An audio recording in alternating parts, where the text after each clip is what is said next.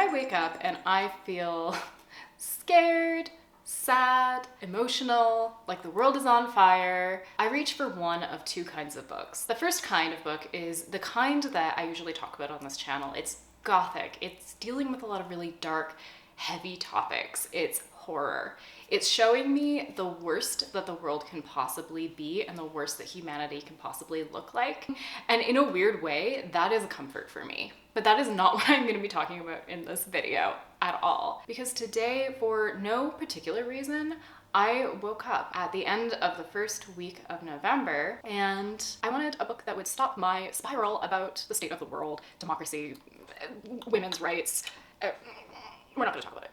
So in this video, I want to recommend some of my favorite books that I reach for when I need a reminder that there are hopeful, cheerful, good things in the world to feel positive about, or if I just need a distraction. This is a list of books that range from like fantasy to nonfiction to sci-fi to historical fiction to romance, but the commonality is that they all left me feeling better by the time I finished them than when I started them. That's kind of how I selected this odd assortment. Most of these books don't deal with anything overly dark that I can remember, but we are relying on my memory. It's been a little while since I've read some of them, so just check the content warnings if there's anything you're particularly wanting to avoid, because I might forget to warn you. So let's start with the very first book that came to mind when I was making this list.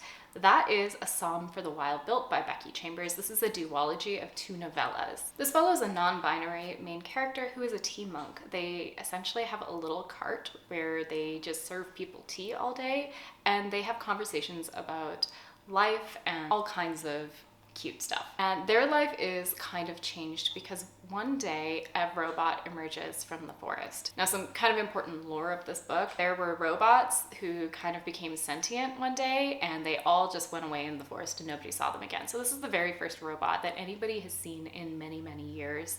And the robot and this tea monk just kind of hang out together, drinking tea and talking about life and the meaning of life and the meaning of objects. It's really just comforting and inclusive and lovely. And I think that I'm gonna try and find an audiobook version of this to go on a walk, get outside and listen to this today because I loved this story. So it's very charming and it just makes you also rethink what sci-fi can mean. It doesn't have to be this massive space opera. It can be quiet and cozy and personal as well.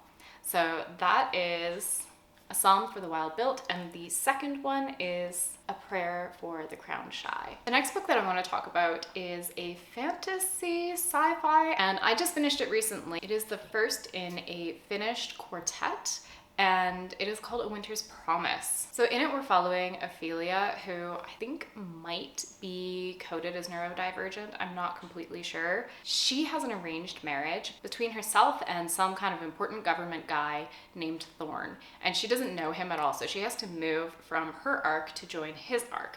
The arcs are a bit of complex world building to explain here, but look at the cover. That's an arc. There's a few of them floating around. She travels by like a steampunk space airship type of configuration thing and joins his world and stays with his aunt and has to kind of get into some of the politics and stuff. There is just something incredibly charming about this book and the way that it's written.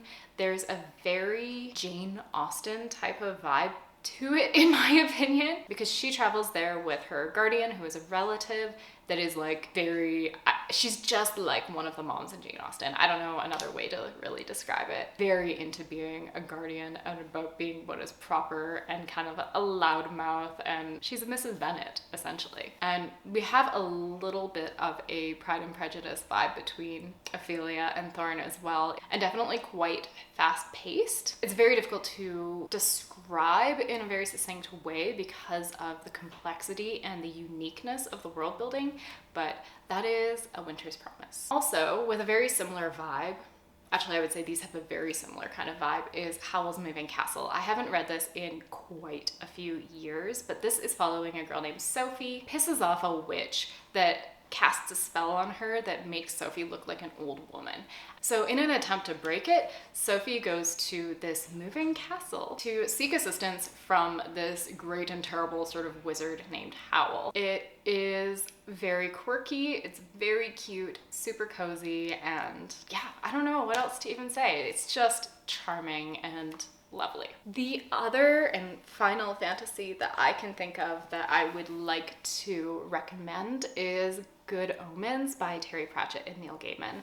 I feel like the TV series has kind of washed away my full memory of the ending of this series, but I remember just loving this because it is a very funny kind of book. If you've read any of Terry Pratchett's other books, you know exactly what I'm talking about.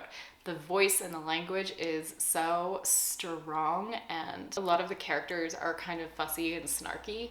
In it, we are following an angel and a demon, and they are both tasked to watch over the Antichrist as he is growing up, and they lose him. I don't know what to even say. You should watch the TV show too. It's really excellent.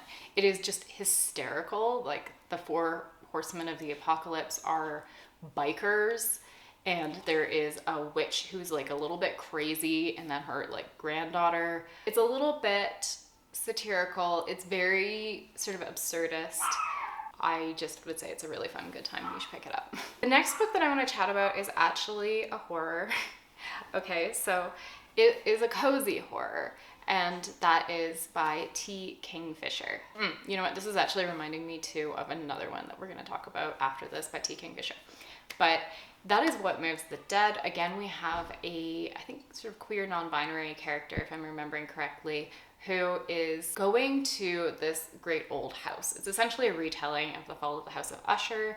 Pick it up if you like a sort of quirky character, a mystery, and fungi, mushrooms, creepy mushrooms. The other T. Kingfisher book that I want to recommend is my favorite of hers, that is Thorn Hedge. It is kind of a Rapunzel inspired, not like retelling, but like inspired by it. So we are following a character called Toadling who can literally turn into a toad. Amazing. She is sort of guarding this sleeper, this woman who is sleeping in a castle, and she lives a pretty lonely life until one day the prince comes to awaken the sleeper. Yeah, again, very, very charming, very sweet. I loved Toadling as a narrator. T. Kingfisher just creates the best quirky characters, in my opinion. So that is What Moves the Dead and Thorn Hedge if you want something a little bit less scary. If you've watched my videos before, you know that I tend to enjoy books that lean a little bit morbid.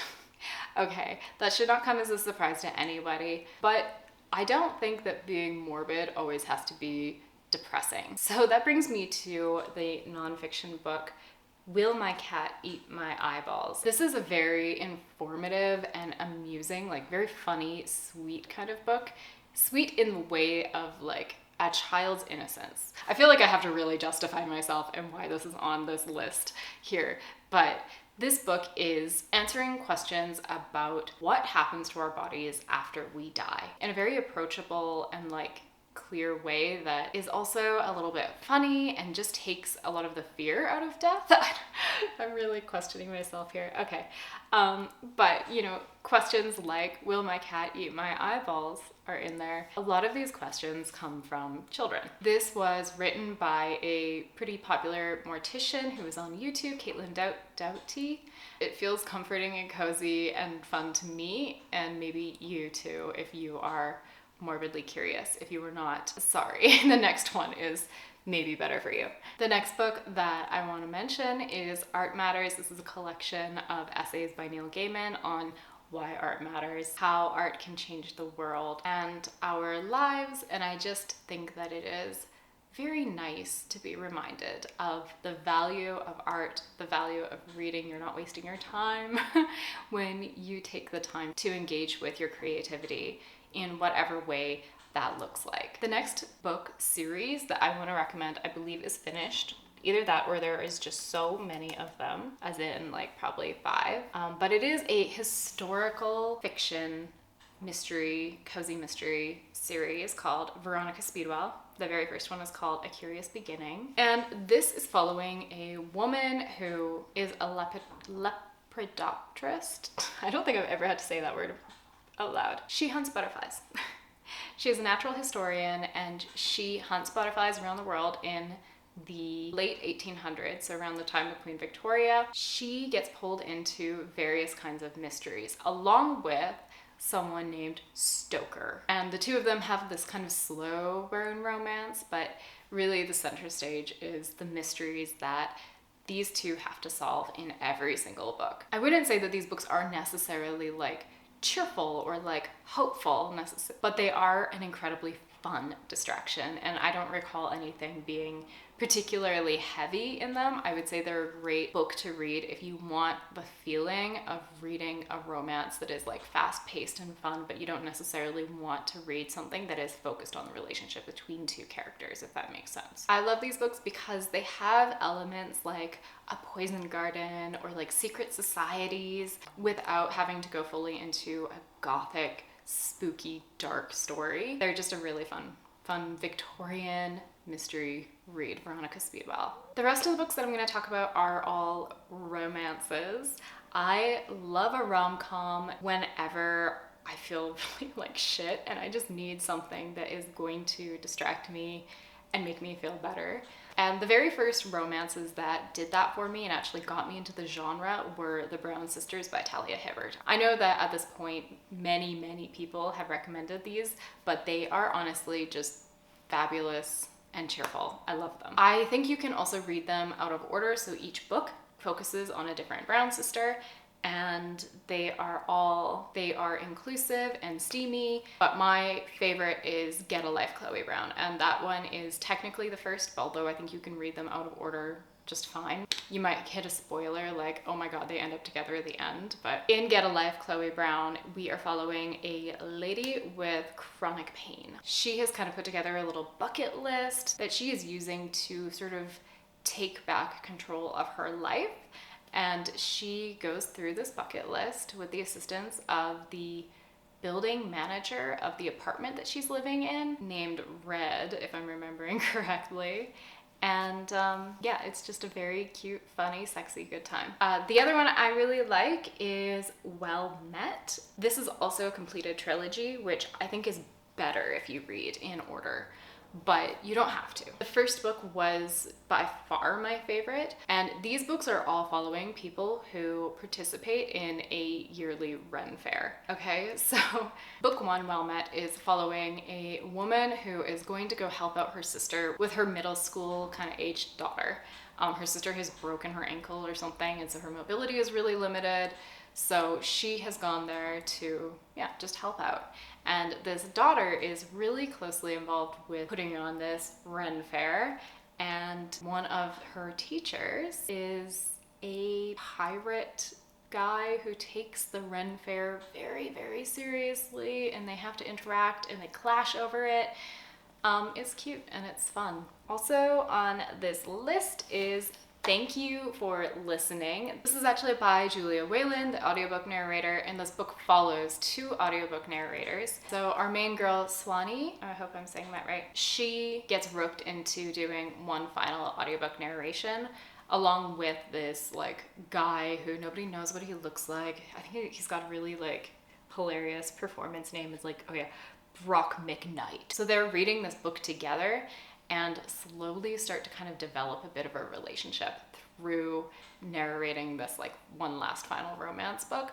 It's very funny and cute, but also very like heartwarming, like touching, because it deals with some real emotional stuff as well. I would definitely recommend this for anybody who likes Emily Henry's writing style, because I think this is kind of similar. It will have the same kind of appeal to people. My next recommendation is for all of the Bridget Jones lovers.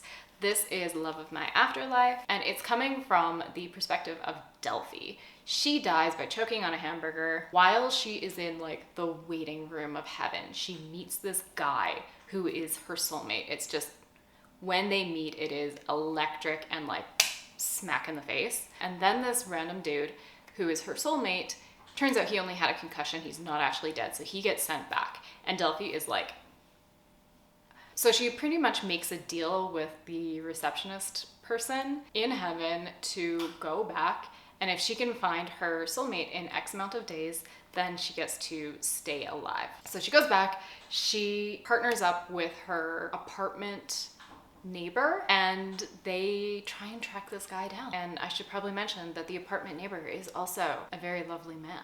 So this one you might want to check content warnings because it definitely deals with some emotional stuff like the death of a relative or a sibling, but it was amazing. I have not read a book that has actually made me cry for so long, and this one had me like just tearing up like a little bit, you know. The last one I want to recommend is a Christmas romance, A Merry Little Meet Cute. This is by Sierra Simone. She wrote that Priest book, and Julie Murphy, who I think she wrote Shrill. And the premise of this book series is essentially, what if Hallmark made one of those Christmas movies but accidentally hired a bunch of staff who were OnlyFans people, had OnlyFans accounts, like they were adult performers. Yeah. I have a reading vlog from last year. I will link down below or somewhere where I read all of these different Christmas romance books last year and recommended my favorite ones. This was my favorite. We are following a woman who, as I said, is an OnlyFans adult performer kind of person, and she is hired as the romantic lead last minute on this Christmas heartwarming kind of movie for the Hope Channel, and her co-star happens to be one of her biggest fans and knows who she is, and chaos ensues. So have a nice time with that one.